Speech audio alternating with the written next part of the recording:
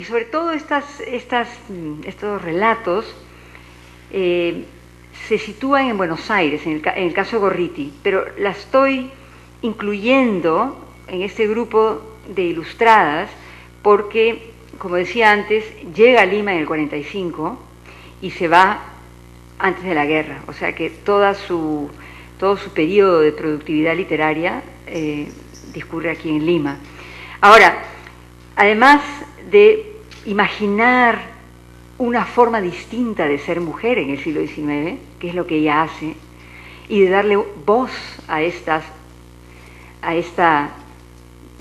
nuevos modelos, escribe cuentos que son excepcionales por el filo crítico a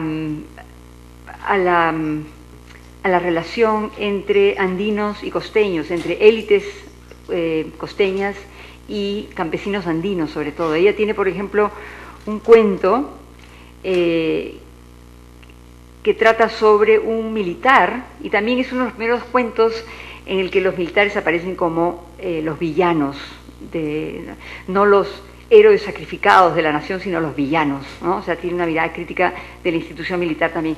Y es un cuento en el que aparece un militar en su caballo, en las alturas andinas, y en su cabalgata ve a una niña campesina, y no se le ocurre nada mejor que robársela. No sabe por qué, pero se la roba. Y bueno, finalmente decide que se la va a regalar, como tú sabes que era muy común en la época, ¿no? Habían anuncios que salían en el Perú Ilustrado, en el Correo del Perú, se regalan niñas andinas. Bueno, él se la regala a una familia, y por esos recursos tan románticos de los destinos de los personajes que se encuentran sin saber cómo, ella termina en París. Esta niña que ha sido secuestrada, digamos, termina en París y termina enamorándose de un hermano, que es un tema muy romántico, es un motivo muy romántico, ¿no? El Ave sin nido finalmente es eso, es un hermano y una hermana que se enamoran sin saber que tienen el mismo padre. Y bueno, este cuento es realmente una diatriba tremenda contra la institución militar y contra la tradición de servicio doméstico, ¿no? Esto está hablando de un cuento que aparece en 1860 en la revista de Lima. Pero bueno, esto es más aquí no hay personajes subversivos, ¿no? Personajes subversivos femeninos hay, como te digo, en sus relatos sobre la Argentina de la época de Rosas, ¿no? En la que aparecen mujeres del grupo federal que abandonan al padre o al hermano o al marido para amancebarse con unitarios, ¿no? Que eran los grupos políticos enemigos. Aparte, Juana Manuela Gorriti, que es argentina finalmente, ¿no? En el Perú,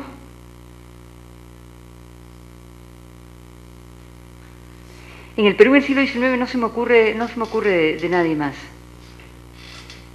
porque en realidad las tres novelas de Mato delinean modelos de conducta bastante ortodoxos, ¿no?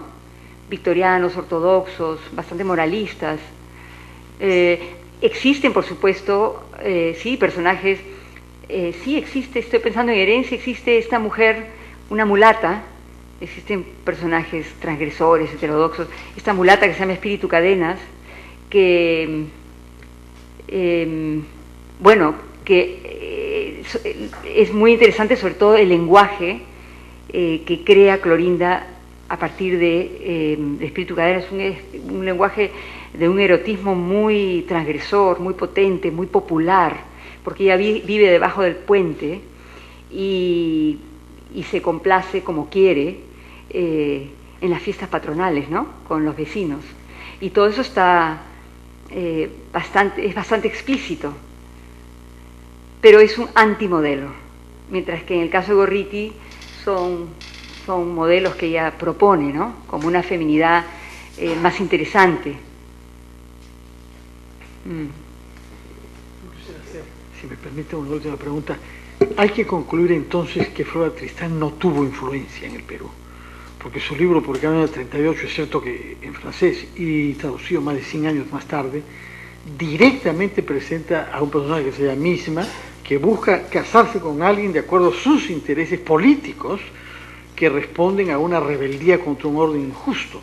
Entonces, ahí hay un personaje, claro, en el Perú ella es a mitad peruana, pero no escribe en español, ¿no?